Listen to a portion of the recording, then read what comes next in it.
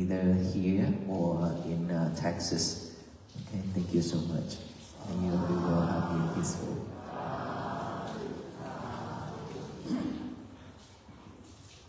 ဆရာတော်ဣတိကဆရာတော်ဘုဒ္ဓကျော်ဆရာတော်သံဃာတော်ရှိသူများပါများမြန်မာတရားဓမ္မများကောင်းကျိုးတရားများပေါ်စီကျိုးပါ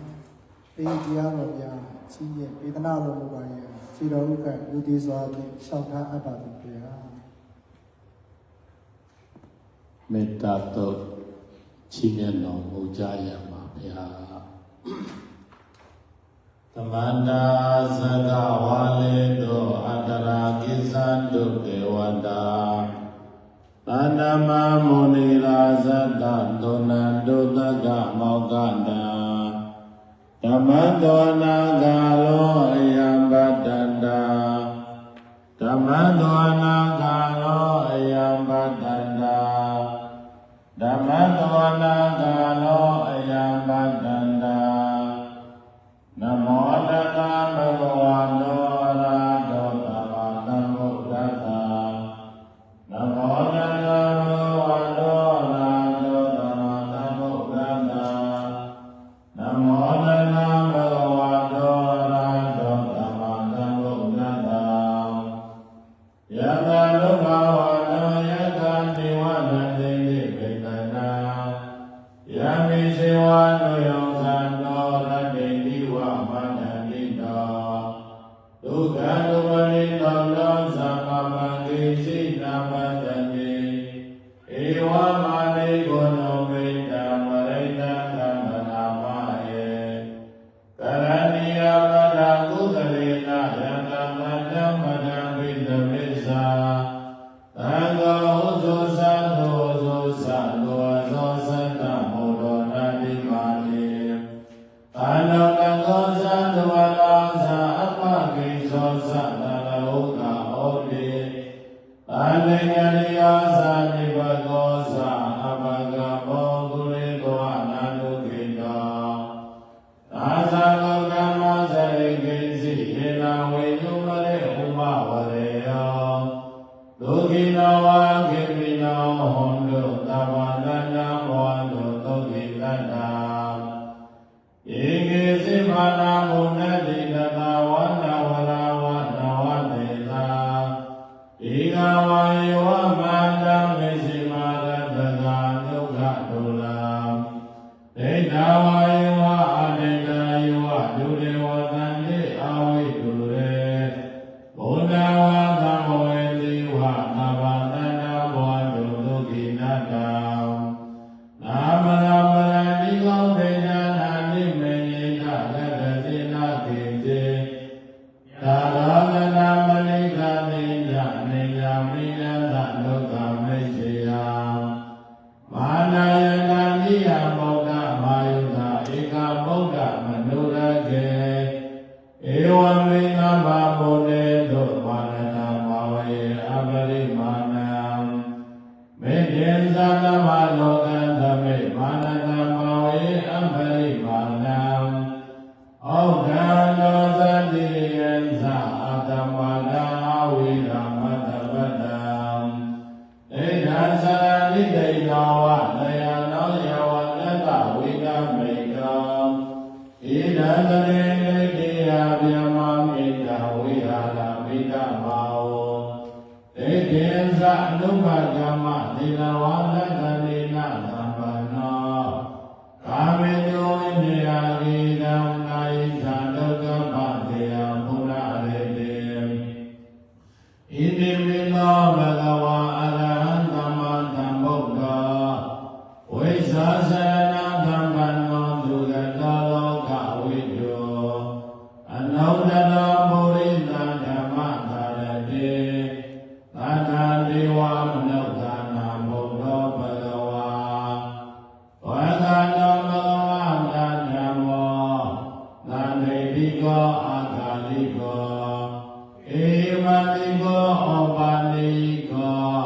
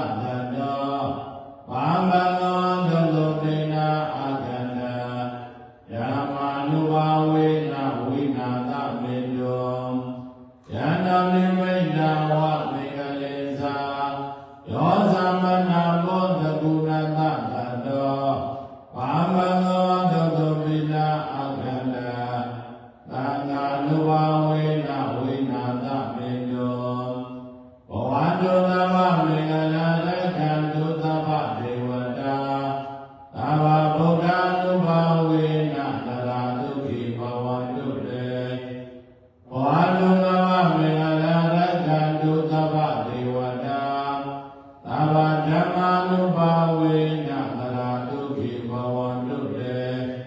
ဘဝန္တုသဗ္ဗမေဃရာရက္ခန္တုသဗ္ဗဒေဝတာသဗ္ဗသံဃာနုဘဝေန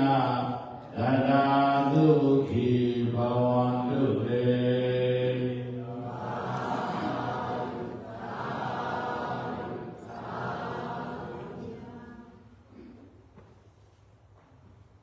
ဒီစက်ပြေချပါဒီစက်ချပြီးတော့ဘောဘောပြီးမှကပ်နော်ထားတာရုပ်ရုပ်နဲ့ဖြစ်တယ်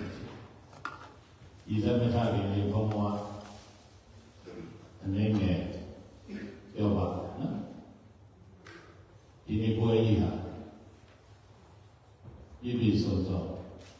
အောင်အောင်မြင်မြင်စီစီကားကားနဲ့ကျင်းပပြုလုပ်နိုင်ပြီဖြစ်ပါတယ်နော်လူရှင်များရောဆရာတော်များရောလူရှင်များရောဝေယဝဆကုသိုလ်ရှင်များအားလုံးပူပေါင်းဆောင်ရွက်ကြလို့ဒီပွဲကြီးအောင်မြင်တာဖြစ်ပါတယ်အဲတော့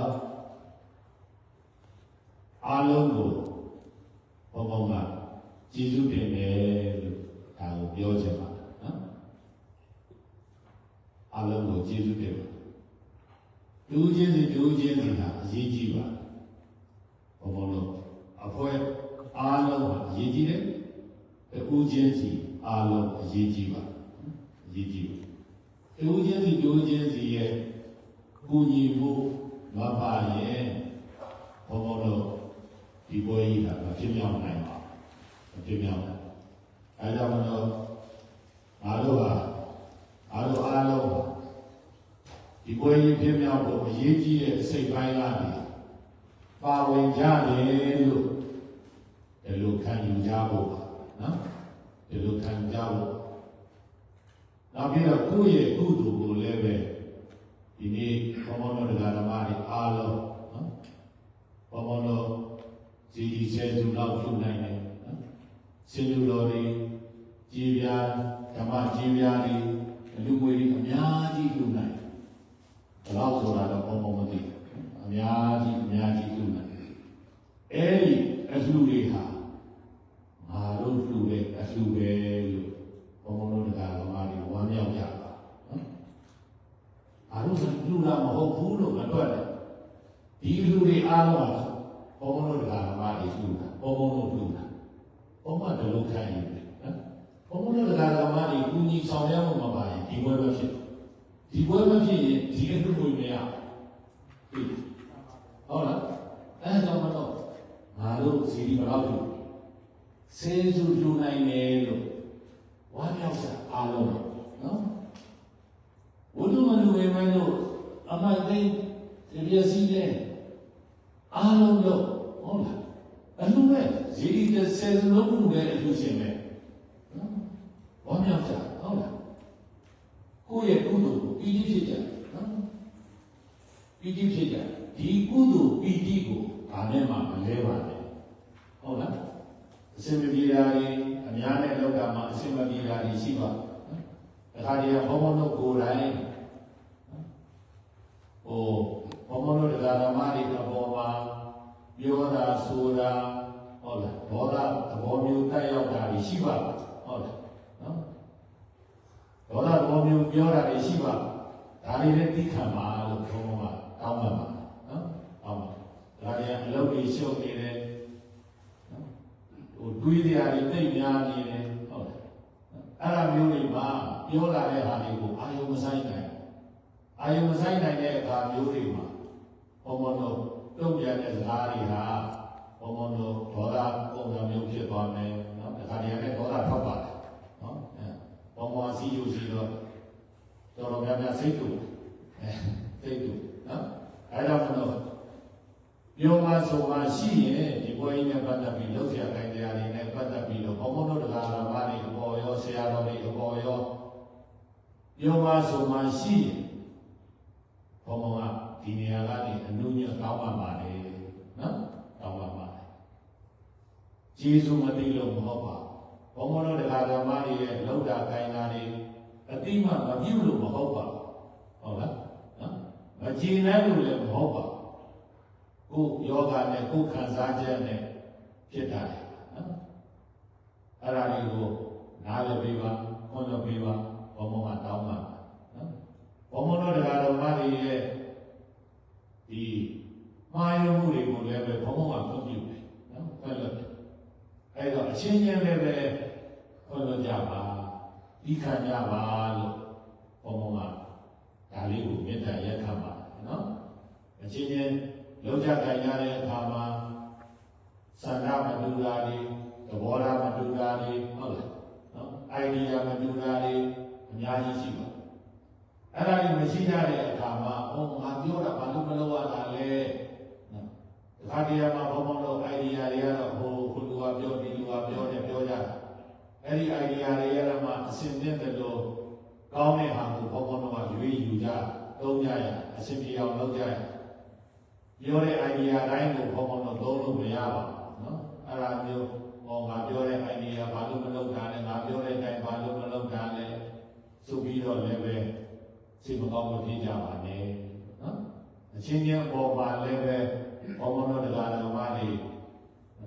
ဟိုစိတ်မကောင်းစိတ်ကွက်တာမျိုးတွေစိတ်ဆိုးတာမျိုးတွေစိတ်ကောက်တာမျိုးတွေမဖြစ်ကြပါနဲ့နော်အားလုံးပါလူရှင်တွေပါအားလုံးပါလုပ်ဖို့ကိုင်ပတ်တွေပါနောက်ဝဲတွေ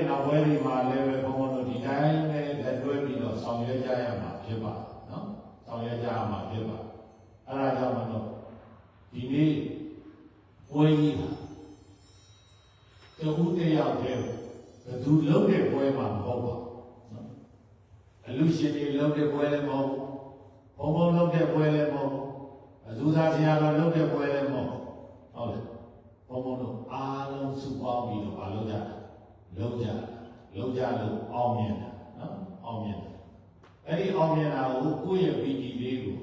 ဘာမဟုတ်တဲ့ကိစ္စလေးတွေနဲ့မပြည့်စည်ပါစေနဲ့ဟုတ်လားကိုယ့်ရဲ့ကြည်နူးမှုတွေဘာမဟုတ်တဲ့ကိစ္စလေးတွေနဲ့ဘုံဘုံတော့မပြည့်စည်ပါစေနဲ့လို့ဘုံဘုံကဒါလေးကိုတောင်းပန်ပါတယ်နော်ဒါလေးကိုတောင်းပန်ရှင်ထဲမှာဒီပီတိကိုတက်တက်လုံးသိထားမယ်ပီတိနော်ဒီစေစုနဲ့တာမှမဟုတ်ပဲနဲ့အရင်ကမင်းတို့ဘုံဘုံတို့လုပ်နိုင်တာလေဒီစီတီပြီးသွားတယ်ယာဒီလူကလည်းတာတာယာယာနဲ့ဟုတ်လားအားလုံးအစဉ်ပြေပြေနဲ့ပြီးသွားတယ်အလုံးကိုဝမ်းသာဘုံဘုံတော့ကြည်တတ်တယ်နော်ညာကောင်းတော့အိမ်မပြောတွေးပြီးတော့ပြီးဖြစ်တယ်ငါလုံနိုင်သွားပြီငါလုံနိုင်မလုံခင်တော့စိတ်ကူးနေတာနော်ဘာပဲဖြစ်နိုင်ဘာတွေဖြစ်နိုင်လဲဘာတွေဖြစ်နိုင်လဲကောင်းကောင်းအိမ်မပြောတဲ့ညတွေအများကြီးပါသူတို့ပြင်မယ်ဆိုတဲ့နေ့ကလေဘောဘောကြီးပြအောင်လုပ်တာသူတို့နော်အဲ့ဒါဒီကကြပါလို့နော်ဒါလေးကိုဘောဘောကပြောပါနော်နောက်ပွဲလေးမှာလည်းပဲခုလိုပဲစီစီလုံးလုံးနဲ့ညီညီညွတ်ညွတ်နဲ့အားလုံးပါဝင်ပြီးတော့ကုသိုလ်ယူကြပါလို့လည်းပဲဘောဘောကအမြဲတမ်းဖိတ်ခေါ်ပါလေဟုတ်လားဘုံဘုံရှိသည်ဖြစ်စေမရှိသည်ဖြစ်စေနော်ဒီကြောင့်ပွဲတွေမှာအားလုံးပါဝင်ပြီးတော့ကုသိုလ်ယူကြပါနော်ဒီနေ့ဘုံဘုံတရားတော်မတွေကိုခေါ်ရတာလေဟောမင်းတို့ဆရာတော်ကြီးနဲ့တနိုင်ငံလုံးကိုမလို့ဆန်လို့တရားပွဲတွေကြွရတယ်ဘုံဘုံတို့ရစကြဆရာတော်ဆိုတာနော်ဆရာတော်ကြီးလည်းတော့မတော်ပါဘူးဓမ္မဂရိကဆရာတော်ကြီးအဲ့ဒီဆရာတော်ကြီးဘုံဘုံမင်းတို့ရာပြီးပွဲတော်မှာတရားလာဟောဆရာတော်ကြီးကမိတ်သူ့အောက်ပိုင်းကဟင်္ဒရနယ်ဘက်ကတရားပွဲပြည့်အပြည့်တော့တော့တဲ့ယောဂီတွေတော့ဝင်းနေခင်းယောဂီတွေနဲ့အတိမုတ်တွေနဲ့ကာဒန်ကြီးနဲ့ပြည့်သွားရွာတော်တော်နဲ့မှမရောက်ဘူးရွာကားလမ်းနဲ့ရွာနဲ့ကတမိုင်လောက်ဝေးရွာတော်တော်နဲ့မရောက်ဘူးတဲ့ဒါကပြင့်သွားတာဒီမုတ်ကြီးအများများဆိုင်စီကားလာမနေ့တရားပွဲပြီးတော့မနေ့အာယုံစားပြီးတော့လိုက်ပို့တာကတရားကြီးတယောက်ကျဲနဲ့လိုက်ပို့တရားကြီးတယောက်အာယုံစားပြီးတော့လဲနဲ့လိုက်ပို့လမ်းဘေးရောက်ကားလမ်းဘေးရောက်တော့တရားကြီးကကိုတော့တပည့်တော်နေမဘူးခင်လဲထွားအောင်အဲ့တော့ကိုတော့စင်းနေခဲ့တော့ဒီနာကဆောက်ဟိုကားတစ်စီးလာလိမ့်မယ်ဘာကားလာလိမ့်မယ်အဲ့ဒီ တိကလာရင်တားပြီးတော့ကိုတော်စီးသွားတယောက်တည်းချတယ်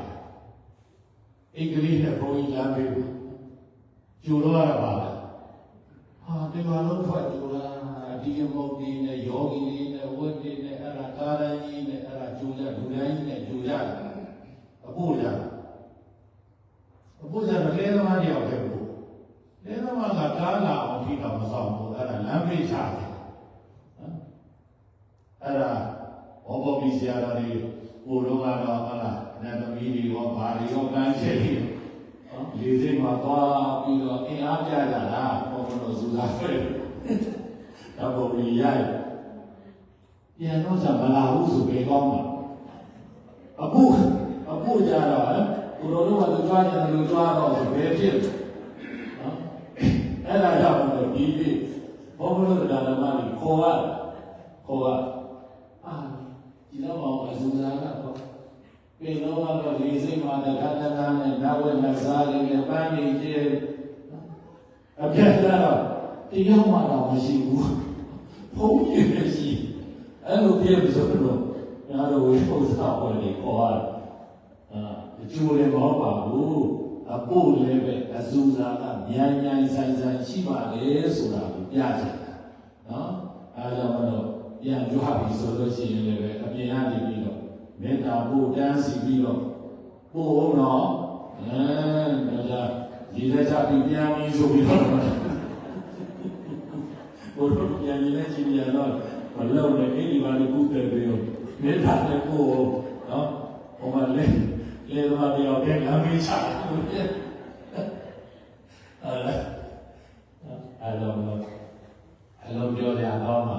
ဘုံဘုံတို့ကဓမ္မတွေကိုဖူးစေခြင်းဟုတ်လားနော်ကျင့်ဖူးရမယ်ခုမှအခွင့်အရေးရှိတယ်လေနော်ကျူတော့မှလည်းဖူးရတယ်ဝေယဥစ္စာတော့ပြေတော့မှလည်းဖူးရတယ်ပြန်တော့လည်းဒါအခွင့်အရေးပဲဘုံဘုံတို့ကဓမ္မတွေဖူးစေခြင်းလို့နော်ပြောတဲ့စကားလေးနားထောင်စေခြင်းလို့ဘုံဘုံကဒါအလုပ်တွေမအားကြပါဘူးနော်ဒါကြောင့်မအားရကြတွေကဖြစ်အောင်အားကြပါနော်ကြည်ညိုကြပါပူဇော်ကြပါလို့ဘုံဘုံကဖိတ်ခေါ်ရတာဖြစ်ပါလေဗျာနော်ဘုံဘုံတို့ဓမ္မတွေကိုနှိမ့်ဆက်ခြင်းလို့ခေါ်တာမဟုတ်ဘူးနော်ဇူဇာကအပြန်လည်းပဲတပည့်တော်တို့တိုင်းဝိုင်းနဲ့ပို့ပါလေပဲအားဆိုအဲ့ဒါလေးဖြစ်အောင်နော်အားလုံးကိုဘုံဘုံကကြည်နဲ့ဝမ်းမြောက်ပါလေအားလုံးကိုကျေးဇူးတင်ပါလေနော်အားလုံးကိုလည်းကျေးဇူးတင်တယ်နောက်ပြီးတော့အမှားရရှိရင်လည်းပဲဘုံဘုံကိုလည်းပြီးခံကြပါနော်အချင်းချင်းလည်းပြီးခံကြပါလို့ဘုံဘုံကဒါလေးပြောရင်းနဲ့ညီကုန်းချုပ်ပါလေအားလုံးကိုလည်းများကြမှာချမ်းသာ၍လောကဆန္ဒများပြည့်စုံကြပါမြို့ပါသာသနာကျိုးများကိုစာရတဘုတိုးကတေဖို့ထမ်းဆောင်နိုင်ကြပါစေကုန်သတည်း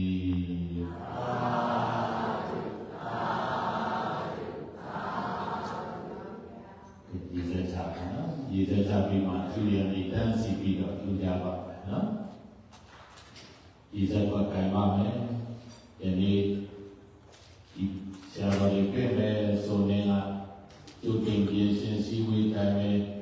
ဆောင်ရွက်ကြတဲ့ဝေယဝဆကုသိုလ်တွေပြုတန်းကြတဲ့ကုသိုလ်တွေစွမ်းပြုတန်းကြတဲ့ကုသိုလ်ရှင်တွေပန်းပြုတန်းကြတဲ့ကုသိုလ်ရှင်တွေရေပြုတန်းကြတဲ့ကုသိုလ်ရှင်တွေဝေယဝဆဆောင်ရွက်ကြတဲ့ကုသိုလ်ရှင်တွေကုသိုလ်ရှင်အားလုံးမိမိတို့ရဲ့ကုသိုလ်တွေကိုမိဘဘိုးဘွားဆရာတော်မှာကျေးဇူးရှင်များဆန္ဒပြီးတော့30ပုံသားတို့ကိုအမြတ်တမ်းပြီးဝေကြပါမယ်ရေစက်ပတ်တိုင်းဤစက်ပြည့်ပြည့်ချကြပါအာလောကုသိုလ်ဝါလိုက်ဆိုကြပါမယ်ဤဓမ္မေပုံညာအာတဝခယံအာဝံဟောတုကရှင်ဘယပရိတောတုတိအလုံးစုံသောနန္တရာဝိစီရဲ့အပေါင်းမှလွန်မြောက်ရာဖြစ်သောနိဗ္ဗာန်ကိုမဉ္ဇဉ်ဘုံဉာဏ်တို့ဖြင့်ပြင်းမြန်စွာမျက်မှောက်ပြုပါရခြင်းအကျိုးမှ၎င်းယခုဘဝ၌ပင် ကြားရောက်တတ်သောဦးစိတ်၆ပါးဒီယောဂါတို့မှဝေကွာကင်းလွတ်၍ကောင်းကျိုးချမ်းသာမင်္ဂလာဒုက္ခအဝဝတို့သည်တဏိတချာတဏိလာကဲ့သို့ပြန်ပွားစီပင်ပါစေခြင်းအကျိုးမှာ၎င်းမြတ်စွာဘုရားထားတော်မူခဲ့သောသာသနာတော်သည်အနှစ်9000ညံ့မြောင်ရှိကြဤလက်ထုံးကပြန်ပွားပါစေခြင်းအကျိုးမှာ၎င်းជីမတောင်းတကြ၍သရဏဂောဩဘာနှင့်တကွာအာဘာသောသီလတော်မြတ်ကိုကျင့်တော်ခံယူစောင့်တည်ပြီးလျင်ဩဘောပိဆရာတော်တို့အားအစူစာကြောင့်တို့ယိုသေးစွာပြည့်ဆောင်ကြ၍သုံးရတိုင်းတိုင်းစွမ်းခဲဖွယ်ဘောဇင်ချိုချင်းရတာအပြာများတို့နှင့်တကွလူကံဘွယ်အားအပြာများတို့ကိုနိဗ္ဗာန်ဤမှာလူတန်းကြပါကုန်၏အရှင်ဘုရားဝေယဝဇဆောင်ရွက်ကြလျက်လောအားအလူပေးလူကြပါကုန်၏အရှင်ဘုရားတပည့်တော်တို့သည်ယနေ့ယခုပြုလုပ်ရသောအားထုတ်ရသောဒါနအနှစ်သီလအနှစ်ဘာဝနာအနှစ်သုံးပါးကောင်းမှုများကြောင့်ဘုရားသာသနာတော်ဤအနှစ်ဖြင့်သောမဂ္ဂုနိဗ္ဗာန်ကိုယ်တန်သောလောကုတ္တရာတရားတော်တို့ကိုအရဟတဘူပလင်းမြန်ထုတ်ချမျက်မှောက်ပြုရသည်ကိုဖြစ်ကြရပါလိုကုန်၏အရှင်ဘုရားဤကောင်းမှုအစုစုဤအဖို့ဘာကများကိုမိဘဘုရားဆရာသမားဆွေမျိုးမိတ်ဆွေမိအောင်ဖာဟောင်းဆွေအောင်မျိုးဟောင်းအပေါင်းတို့အား၎င်းကိုယ်ဆောင်နှံများဘုရားဆောင်နှံများကျောင်းဆောင်နှံများအိမ်ဆောင်နှံများမြို့ဆောင်နှံများရွာဆောင်နှံများတိုးဆောင်နှံများတောင်ဆောင်နှံများလောကဆောင်နှံများသာသနာတော်ဆောင်နှံများအစရှိသောနတ်မြတ်နတ်ကောင်းနတ်ပေါင်းတို့အား၎င်းတရားနတ်မင်းယမမင်းအစိုးရမင်းတို့နှင့်တကွသုံးတဲ့တဘောကျင်းလေကုန်သောဝိနည်းယသတ္တဝါအပေါင်းတို့အားအမြဘေးဝေကြပါကုန်၏အရှင်ဘုရားအမြရ၍ကိုယ်စိတ်နှပြကျမ်းမာချမ်းသာကြသည်ပြေကြပါစေကုန်သောအာလောရာဇာတရားအမြ ယူရမှုကြပါကုန်သောသာဓုသာဓုသာဓုအာလုံးကြကြသမျှအမြအမြအမြယူရမှုကြပါကုန်သောသာဓုသာဓုသာဓုအာလုံးကြကြသမျှအမြအမြအမြယူရမှုကြပါကုန်သောသာဓုသာဓုသာဓု ဒီဘက်သူများအဆက်တက်တယ်အားလုံးသောဝေယဝိသသူတို့ရှိများပူဇာဆရာတော်ကတော်ရှိများပေါင်းတောင်းမှတရားတော်သားလေးဝိမောပြပါမယ် ဆရာတော်များအားလုံးကိုပြီးတော့အားလုံးရဲ့ပူဇော်မှုဆောက်ထားပါတယ်ပြီးတော့အခုဒီပွဲကြီးမှာပေါ်နေနေအားလုံးကိုတောင်းပန်ကြရတယ်လက်ရှိလို့ရှိရင်တောင်းပန်ပါနော်အားလုံးပူဇော်ခြင်းနဲ့အမှန်မှားရပြီးလို့ရှိလို့ရှိရင်လည်းတောင်းပန်ပါတယ်အချင်းချင်းမတင်မြတ်မှုတွေလည်းအနေငယ်ရှိကြနေတယ်ရှိကြတယ်အားလုံးပြုလုပ်ဆောင်ပါအဲ့ဒီလိုအားလုံးကလည်းဒီပွဲကြီးပြင်မှာပြီးအားလုံးအောင်အကျဉ်းတွေထုတ်ပြီးတော့ပြုလုပ်တာဖြစ်ပါတယ်။ရှင်ပြားကနာမင်းတို့ပဲဒီလိုခဏလေးလို့ပြောအားလုံးကြားပြီးတာပြီးတော့အားလုံးကျင့်တတ်ကြပါလေလို့ရှင်ပြားတို့ပြောတယ်။နောက်ပြီးတော့အားလုံးကထပ်ပြီးတော့ပူဇော်တော့ရှင်ပြားတို့ပြောပါဆိုပါရှင်းနေတဲ့ကြိုင်လေးမှာဒီရှင်နဲ့အားလုံးကြားပါပါလေလို့ပြီးတော့ကြားပါ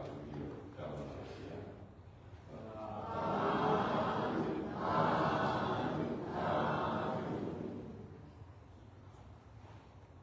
တောင်းပန်များကြကြတယ်ဘုန်းကြီးကျေးဇူးတင်ပါတယ်ဒီဘက်သူများဆက်ကပ်ပြောလို့ရပါတယ်နော်ဘုရားတိကံ For everyone just joining, we're back at Azusa, and this is the water pouring blessing, where after you do a meritorious deed, you pour the water to symbolize the sharing of merits with your ancestors, the continuity of the blessing to all beings seen and unseen. အစာဆုံးတလကဆရာတော်ကြီးတို့ဖြစ်ပါတယ်နော်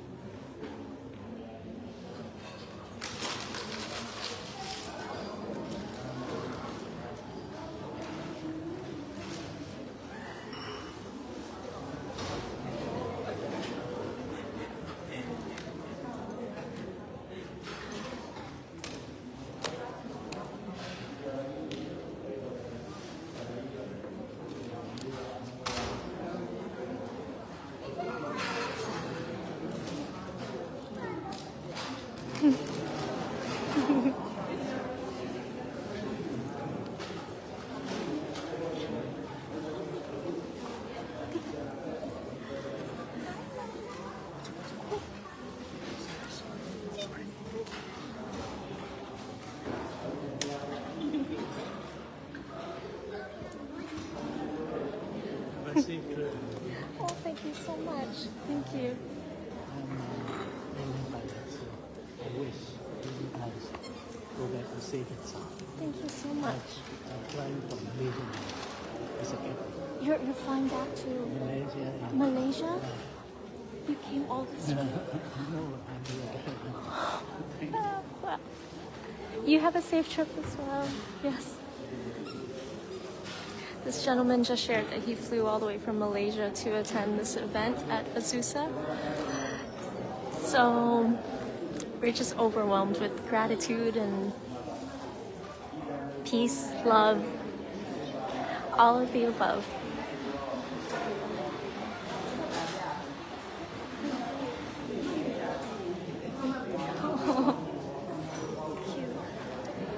မောင်လေးဆိုကြတယ်ခါနာကြည့်တယ်မပြီးသေးပါဘူးပြန်လာပြီးတော့ညာပြီးပြီးကြတယ်ဒီလားဆောင်ပန်းကြတယ်ခါနာကြည့်တယ်မပြီးသေးပါဘူး Gloria is one of the volunteers.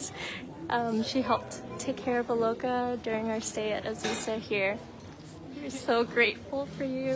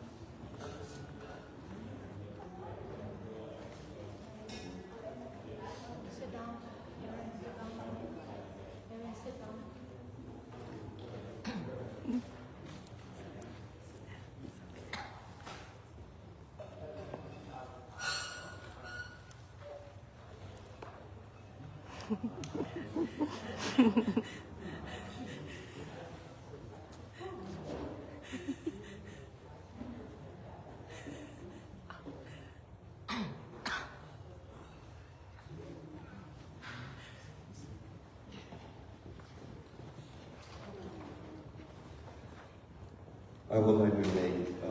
in English some announcement, not announcement. I would like to say this one to, especially for the Sanghas and as well as for the volunteers also. If we have made some misunderstanding or some mistakes, yet preparation, starting from preparation until this closing ceremony, if we have made some mistakes or some, not intentionally to make something bad, we would like you to forgive us. And as Ibn Garciaro explained earlier, he also mentioned that he also accept our apologies and also our their side of mistake. If they make their side of mistake, we also accept, understand that unintentional things that happen. Okay, so that's pretty much about it. And also, we would like to thank the Walk for Peace team and everyone to make this event happen. Thank you very much.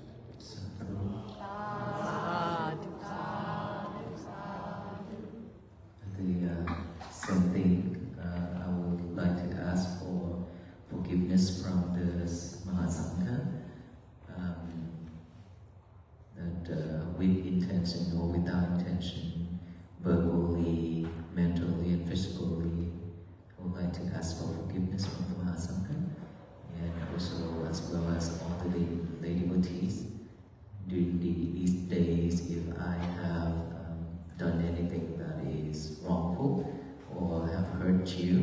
intentionally or without intention, I also like to ask for your forgiveness as well, and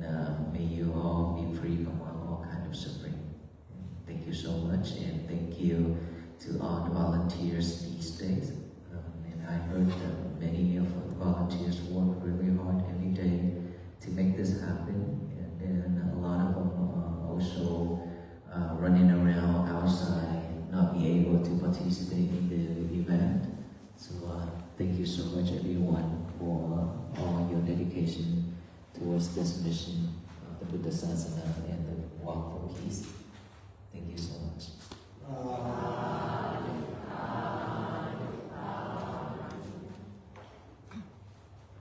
On behalf of the Azusa Myanmar Monastery community, we extend our profound gratitude to you. Most Venerable Azusa Sayadaw, Most Venerable Deepika Sayadaw, the Most Venerable Reverend Venerable Bhikkhu Vidyadhara and Sri Gopal Sayadaw, and Sacramento Sayadaw, sharing their wisdom present with us today. May you all be well, happy, and peace. To formally complete today's ceremony, let us all recite Buddha Sasana together 3 times. Thank you, everyone.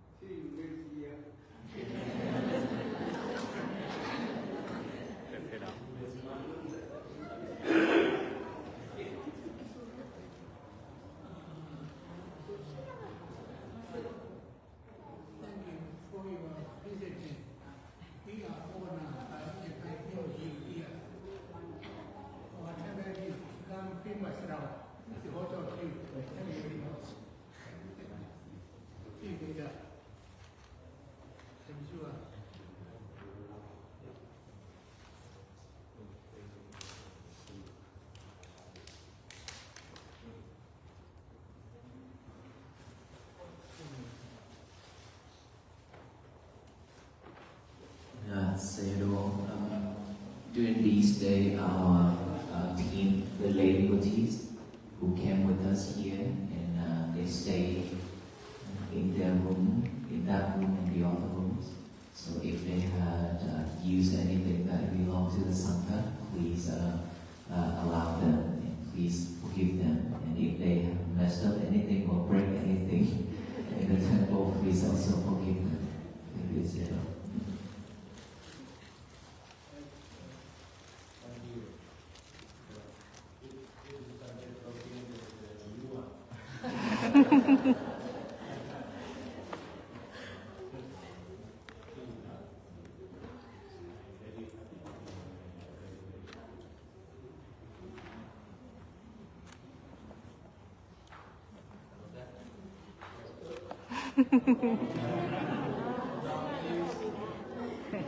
Yes, for everyone joining, it is customary to ask for basically forgiveness if anything was intentionally or unintentionally done to hurt someone else. Bante was asking for forgiveness with that. ဘုရားသာသနာစီရင်ပြီးတောင်းကျင်ဆွေခန္ဓာကိုအောင်မြင်စွာလုပ်ပေးမှာဖြစ်ပါတယ် ဘုရားသာသနာစီရန်ပိတတုဘုရားသာသနာစီရန်ပိတတုဘုရားသာသနာစီရန်ပိတတုသာဓုသာဓုသာဓုနာယီတို့ရင်ဟိုကာငါကျုပ်မှာဖြစ်ပါတယ်နော်ဆရာတော်ကြီးပြန်ကြွမှာဖြစ်ပါတယ် 15 minutes လောက်စောင့်ရပါနော်စောင့်ပြီးတော့တန်းစီပြီးတော့ပို့ရပါအောင်နော်ဒါကြောင့်ကိုတော့ကြွားပါပြန် ဒီကနေ့လူနာလာပြောရတယ်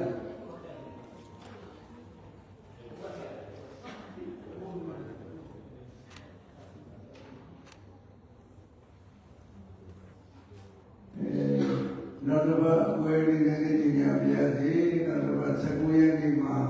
ဝါဆိုဝယ်ကျင်းပပါမယ်19ရက်နေ့ဝါဆိုဝယ်အဲ့ဒါကြောက်ရကြပါလို့ပဲပြတာတော့ဗမေဘုရားမရှိတော့ပါအဲ့တော့ကြောက်ချမ်းမှာပဲကြည့်ပြီးပါအဲ့လိုကြောက်ရကြပါလေဖိမှန်အပါဤ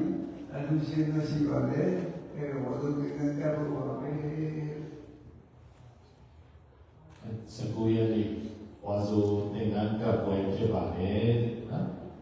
အဲတော့မကြွနိုင်လည်းပဲဈေးကနေပြီးဝါဆိုသင်္ကန်းထူလို့ရပါတယ်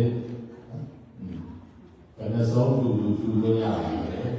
အဲ့ဒါလေးဘောကပြောပြီးနော်ဒီမကြွနိုင်လည်းပဲအဲ့ဒါဝါဆိုသင်္ကန်းကတော့ကပ်လို့ရပါတယ်နော်လူကလည်းကြွနိုင်အောင် ဘုရားကိုတာတိအာရဏိကမြောက်ကိုယ်တိုင်ကြွပြီးကတ်ကြဖို့နော် The local peace team and the Lama Jediya come forward to pay respect to the celebrants.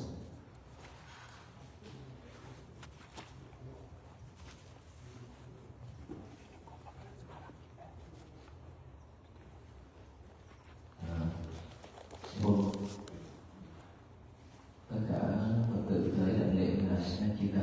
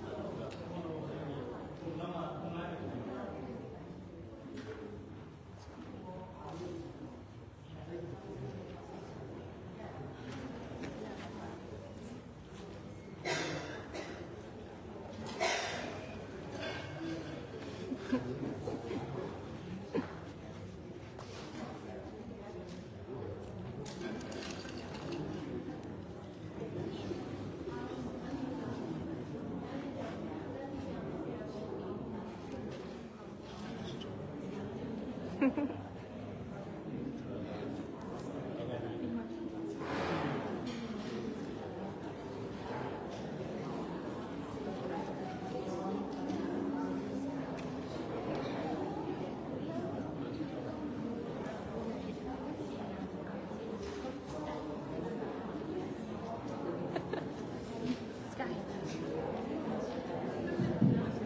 Jesus is asking. Where are you going? Did you play with the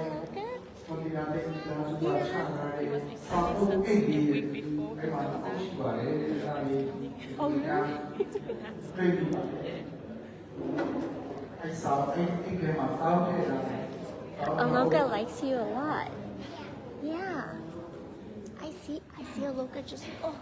lay down for you. Oh my goodness. How do you do that? Special powers? Magic? Oh yeah.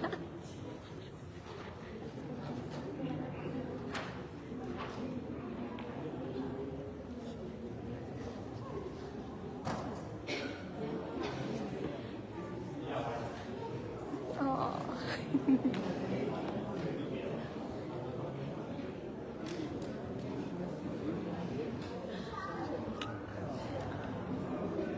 Yes.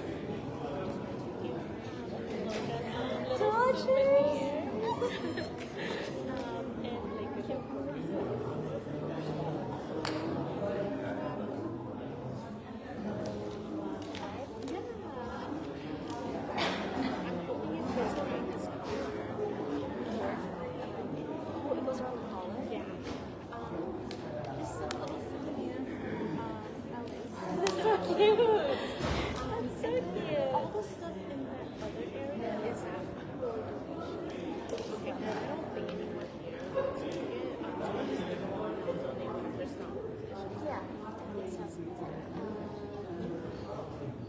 Can you hold it? Yeah, sure. Okay. Gloria has something for Aloka. He's coming. He's coming. A little souvenir. Something from LA that represents LA. That's so sweet. Aloka, you want to put it on? Let me see. Let me see.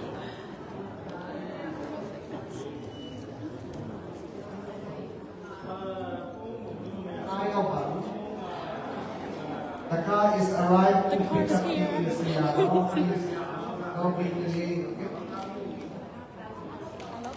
The car is pick up. Right.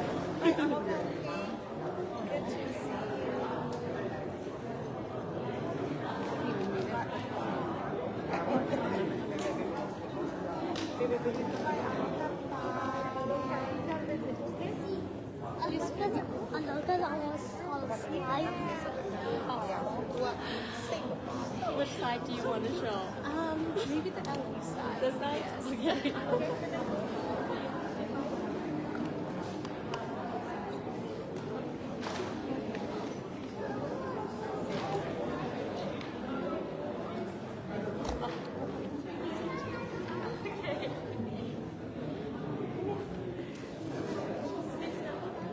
Something that represents life. That is so cute. Oh my goodness.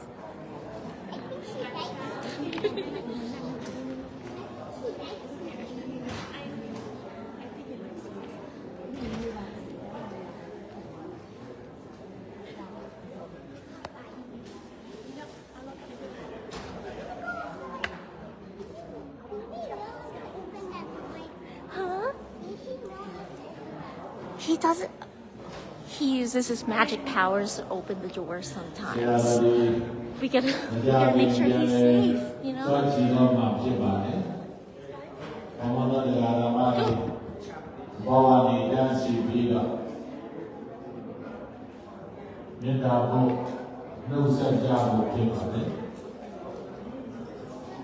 Thank you, Gloria. Yeah, see me in Texas. Okay, I know. And then if we're ever here, we'll stop by. You have my number now. Yeah, I'll text you. Thank you, Gloria.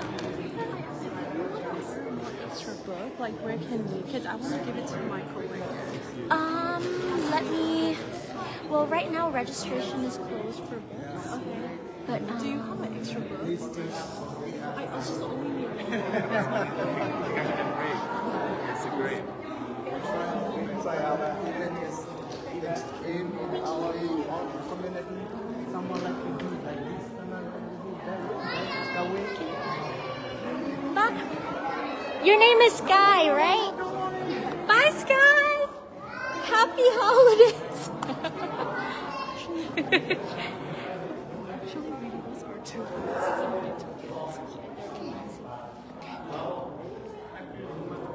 Oh.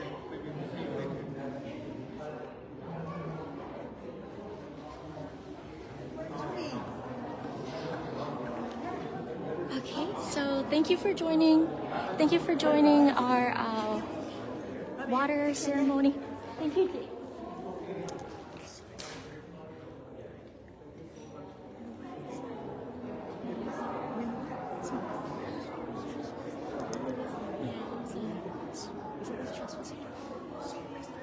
Oh, yes, see you. Yeah, Jake. Thank you, Jake, so much.